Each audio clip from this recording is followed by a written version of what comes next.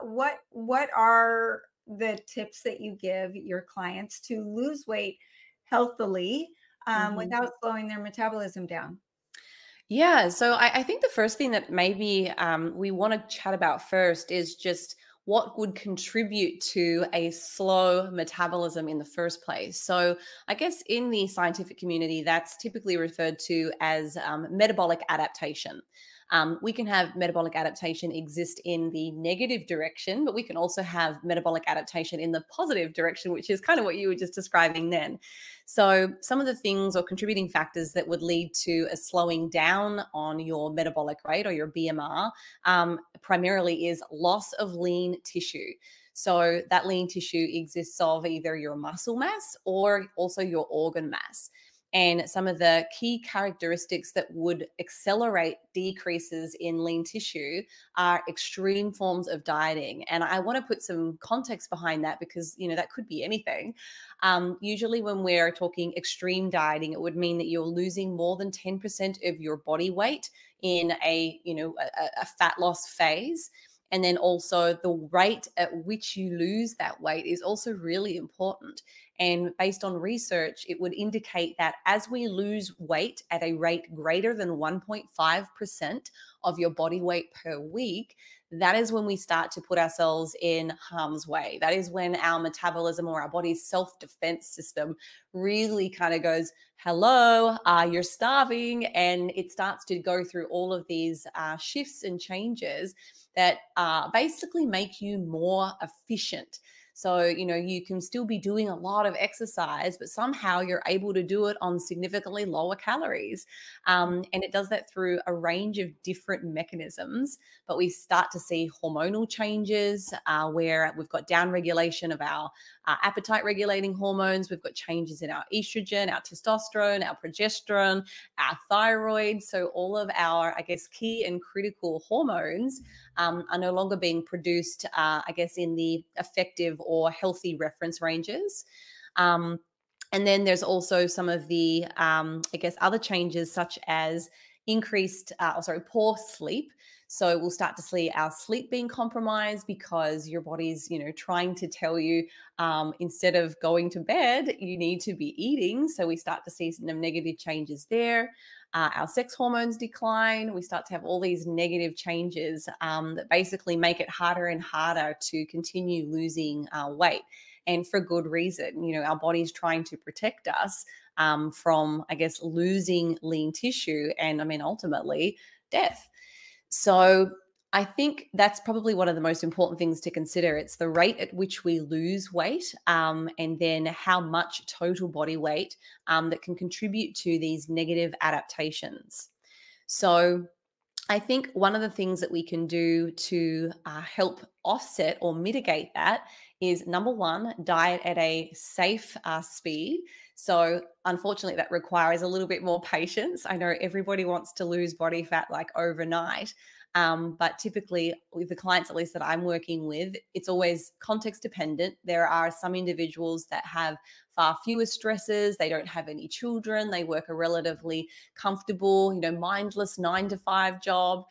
So they've got, the capacity maybe to operate at a, more aggressive rate because there's just less stress in their life. Whereas if I'm working with a busy mom who has 4 children, she also works a corporate job and she's doing 70 hours a week, her circumstances are going to be completely different. And I couldn't ask that person to do the same things, in terms of exercise or even just dietary restriction that somebody else might be able to do in a different set of circumstances. So I think just making sure that your weekly goal of weight loss is realistic and within the context of what I just mentioned. And then I guess more importantly, just making sure that you're doing resistance training. So I know you love lifting, Sarah. I know lots of our listeners are probably big advocates or proponents of getting in the gym and lifting weights. But then making sure that you've got a really efficacious, evidence based program that, number one, is specific to your goals. Because I have seen a lot of people come to work with our coaching team and we see the programs that they're doing. And I'm like, did you know that you were doing 50% of your training volume on your biceps and triceps? Like, did you want that? Because that's fine. And then they're like, oh no, I really like the other muscle groups. So, like, when we start to break down their programs, the weekly training set number is grossly inaccurate for their goals. And then we start to look at the individual session set volume and how many times a specific muscle group is getting hit in one session. It's either way too much or maybe not enough. So I think the more refined we can program, the more likely you're going to retain your muscle when you go through a fat loss phase. And ultimately, that combination allows you to eat more calories throughout the course of the fat loss phase, which ultimately makes it easier to adhere to. So, yeah, I hope, does that answer the question?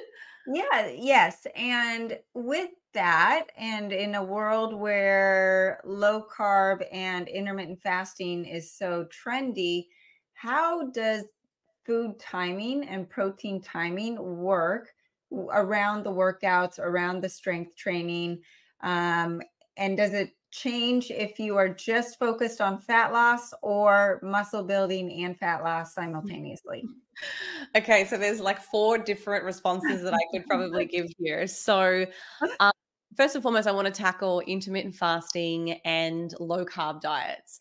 So, what we do know across the nutritional science community is that there is no one size fits all. In fact, there are so many different dietary approaches, whether they are carb containing or not, that will achieve exactly the same outcome. So, what really governs and drives fat loss is your caloric intake and then your protein intake as well. So, those two things work really nicely together. That means that the remaining calories, after we've set our optimal calorie target and we've set our protein goals, how you distribute that remaining carbohydrate and fat in terms of, more fats or more carbs, it actually matters a whole lot less. So this Mhm. is why we tend to see so many different groups of individuals, some coming from the carnivore clan, and then we've got the people from the intermittent fasting. They've all had success. And the reason that they're successful is because they're all in some roundabout way modifying or moderating their calories, and they're hitting a consistent protein target. So that would be my response to intermittent fasting versus this type of diet or that type of diet. There doesn't seem to be one that enhances or accelerates fat loss. They all still, I guess, fall subject to risk. You can diet in an extreme way in any of those approaches, Mhm. and you could still potentially come out losing lean tissue. So, again, the governing principles of how we approach that fat loss is really important. I will say intermittent fasting or time restricted eating is probably my least favorite, just because protein cannot be stored. So, if you are fasting for extended periods of time, and if we know that protein, specifically the amino acid leucine, is one of the driving, I guess, constituents of building muscle, but also retaining muscle, if Mhm. we're not getting any protein in the immediate hours to follow, or even slightly before, we can start to consume protein before we work out, and then there'll be protein and amino acids available for that recovery process. But if we're not giving ourselves any protein, then we start to compromise our capacity to retain and hang on to that muscle that we've got. So, fasting for that reason to me isn't a great choice if muscle gaining or muscle retention. I think that should be an important priority for everybody. Yeah. I wouldn't choose that if I was going to be putting one at like the bottom. That's that's the one that it would be. But there are, I guess, other ways that we can look at that. protein modified fasts would probably be the way I would go about it. So instead of fasting altogether, I might say, if this is the only way you want to try dieting because you don't like the other options, which there are many. So again, if it's the only option left, then I would say protein modified fast, where you're still having, 3 to 5 protein containing meals and snacks throughout the day, and then maybe bank your carbs and fats, for the other days that you are consuming those macronutrients. That makes sense. Because that protein, those amino acids are so integral to that muscle building. Do you incorporate protein shakes, amino acid supplements, or are you whole food based?